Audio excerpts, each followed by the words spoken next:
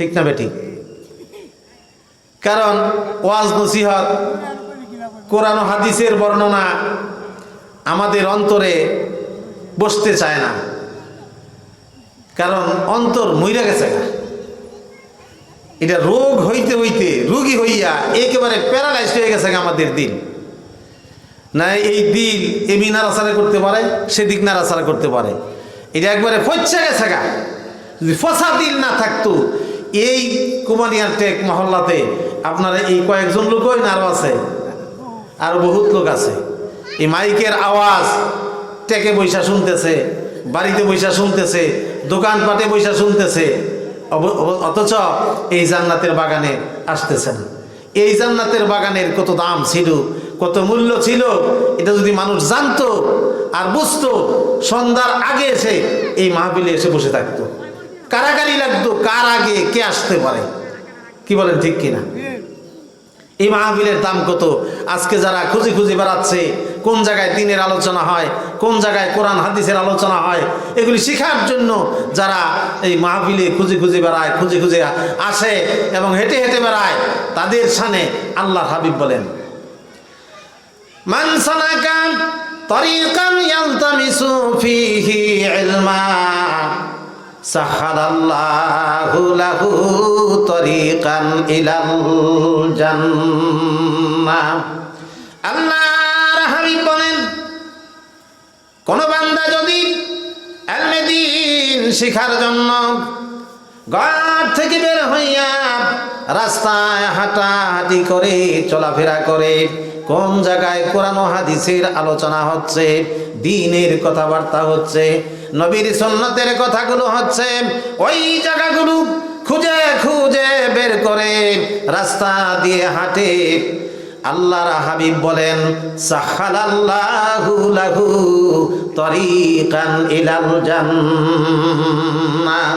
আল্লাহর হাবিব বলেন, ওই বান্দার জন্য মহান আল্লাহ রাব্বুল আলামিন জান্নাতের পথ সহজ করে দেয়। আর একটু আওয়াজ করে বলি সুবহানাল্লাহ। আমার ভাইরা, শুধু তাই নয়, আল্লাহর রাসূল বলেন, মান তালাবা মান খারাজা ফি তালাবিল ইলমি ফাহুয়া ফি সাবিলিল্লাহ হাত্তা ইয়ারজিআ। আল্লাহর হাবিব বলেন, কোন বান্দা যদি কোরআন হাদিসের ইলম শিখার জন্য জান্নাতের বাগানগুলো খুঁজে খুঁজে বের করে, কোরআন হাদিসের মজলিসগুলো বের করে, বাড়ি থেকে বের হয় এই কোরআনের তালাওয়াত শোনার জন্য, জিকির শোনার জন্য, এগুলি শোনার জন্য যখন ঘর থেকে বের হবে, আল্লাহর হাবিব বলেন, ওই বান্দার আমল নামায় ফাহুয়া ফি সাবিলিল্লাহ, একেবারে আপনার ওই হজ করার আর জিহাদ করার সওয়াব তার আমল নামায় লিখে দেয়। আমার ভাইরা, শুধু তাই নয়, বাড়িতে ফিরে যাওয়ার আগ পর্যন্ত তার আমল নামায় জিহাদের সওয়াব লিখতে থাকে। তাহলে এই মজলিসের দাম আছে না নাই? আছে। কি আরো জোরে কোন আছে না নাই? এই মজলিসের দাম থাকা সত্ত্বেও এই মজলিসের কদর আমরা দিতে জানি না, যার কারণে এই প্যান্ডেলের বাইরে দিয়ে ঘোরাফেরা করতেছে। আল্লাহর অগণিত ফেরেশতারা চতুর্দিক দিয়ে বেষ্টনী করে আছে এমন একটা জান্নাতের বাগান। এই জান্নাতের বাগানে যারাই আসবে গুনাহমুক্ত হইয়া এই জান্নাতের বাগানে চলে আসবে, ঠিক কিনা বলেন? আল্লাহর হাবিব বলেন, কোন বান্দা যদি ইলমে দ্বীন শিখার জন্য, কোরআন হাদিসের বর্ণনা শোনার জন্য নিজের চরিত্র, নিজের জীবনটাকে, ছোট্ট জীবনটাকে গুটায় নেওয়ার জন্য বাড়ি থেকে বের হয়, ঘরের ভিতর থেকে চৌকাঠটা ডিঙ্গাবে, ডান পাউটা উঠাইয়া বাম পাউটা বের করে দিয়েছে। এই সময় মহান আল্লাহ রাব্বুল আলামিন ডাকে দেয়, আ ফেরেশতা যা, ওই কুমানিয়ার টেক আমার বান্দারা, আমার প্রিয় বান্দারা জান্নাতের বাগান বসাইছে, আর ওই জান্নাতের বাগানে আমার বান্দা বাড়ি থেকে রওনা দিয়েছে, যা তাদের পায়ের নিচে দিয়া জান্নাতি ফরজ বিছনাগুলো বিছায়া দে। আর একটু জোরে বলি সুবহানাল্লাহ। আমার ভাইরা, আল্লাহর ফেরেশতা ওই জান্নাত থেকে নূরের ফরজগুলো, নূরের বিছনাগুলো নিয়ে আসে আর বান্দার পায়ের নিচে দিয়ে বিছাইতে থাকে। ফেরেশতা ডাক দিয়ে বলে, আল্লাহ মাবুদ, কত দূর পর্যন্ত বিছাবো? এই নূরের ফরজ কত দূর বিছাইয়া দিব? আল্লাহ রাব্বুল আলামিন ডাক দিয়ে বলে, ফেরেশতারে শোন, আমার বান্দা যত দূর পর্যন্ত যাবে তত দূর পর্যন্ত বিছাইয়া দিবি।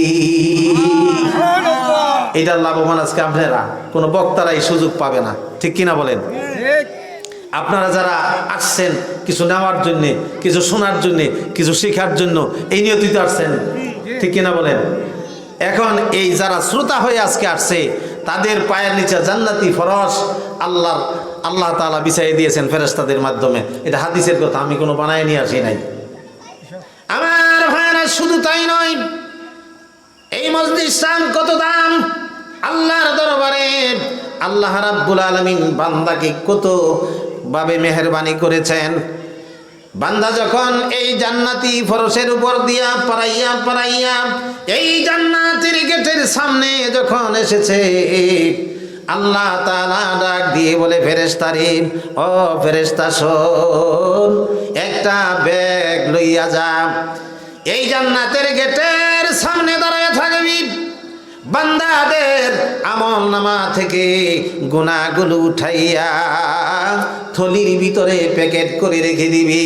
আমার বান্দা গুনাহমুক্ত হইয়া এই জান্নাতের বাগানে ঢুকে পড়বে। আমার বন্ধুগণ, আপনাদের আমল নামা থেকে ফেরেশতারা এই গুনাহগুলো উঠাইয়া প্যাকেট করিয়া থলির ভিতরে বাইরে দাঁড়িয়ে আছে। আল্লাহর রাসূলের কথা।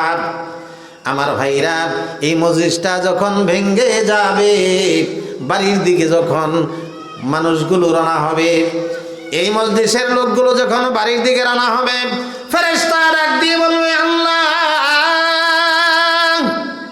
তোমার বান্দার গুনাহগুলো আমল নামা থেকে উঠাইয়া এই থলির ভিতরে প্যাকেট করে রেখেছিলাম, মাথায় বহন করে দীর্ঘক্ষণ যাবৎ দাঁড়িয়ে আছি।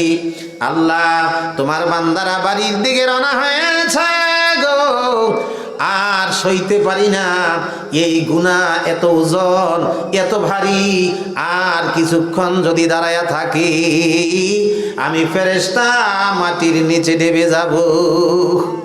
আল্লাহ তোমার বান্দারা বাড়ির দিকে রওনা হয়েছে, তোমার বান্দাদের আমল নামায় গুনাহগুলো ফিরাইয়া দিব নাকি? আল্লাহ রাব্বুল আলামিন ডাক দিয়ে বলেন, ফেরেশতারা এই গুনাহগুলো তাদের আমল নামায় আর ফিরাইয়া দেওয়া যাবে না। কি করতাম? একটা দৌড় দিক, কোথায় দৌড় দিব? আল্লাহ রাব্বুল আলামিন ডাক দিয়ে বলেন, ফেরেশতা যা, এই গুনাহগুলো লইয়া জাহান্নামের ভিতরে ফেলে দে। আল্লাহ রাব্বুল আলামিন বলেন, জাহান্নামের ভিতরে গুনাহগুলো ফেলে দিয়েছো, ঠিক আছে, আমার অর্ডার তুমি পালন করেছো, কিন্তু গুনাহগুলি আমি নষ্ট করি নাই, গুনাহগুলো ঠিকই গুনাহ হিসাবে রেখে দিয়েছি। কেন রেখে দিয়েছি জানোস তিনি ফেরেশতা? আমার বান্দা এই জান্নাতের বাগানে বসিয়া তওবা করেছে, চোখের পানি ছেড়ে দিয়ে আমি আল্লাহর দরবারে কেঁদেছে, ডেকে ডেকে বলেছে, আল্লাহ জীবনে তো গুনাহ করেছি, আল্লাহ হাতের গুনাহ, পায়ের গুনাহ, চোখের গুনাহ, সমস্ত শরীরটা গুনাহে জর্জরিত হয়ে গেছে, আমল নামা ভরপুর হয়ে গেছে গো আল্লাহ। ও মাবুদ, এই মজলিসে বসিয়া তওবা করলাম, আর জীবনে কোনোদিন গুনাহ করব না। আল্লাহ তুমি আমাদের গুনাহগুলো মাফ করে দাও। ফেরেশতা আমার বান্দা কেঁদে কেঁদে এইভাবে তওবা করার কারণে আমি আল্লাহ রাব্বুল আলামিন ঘোষণা দিয়ে দিলাম, উলাই উলাইকা ইউবাদদিলুল্লাহু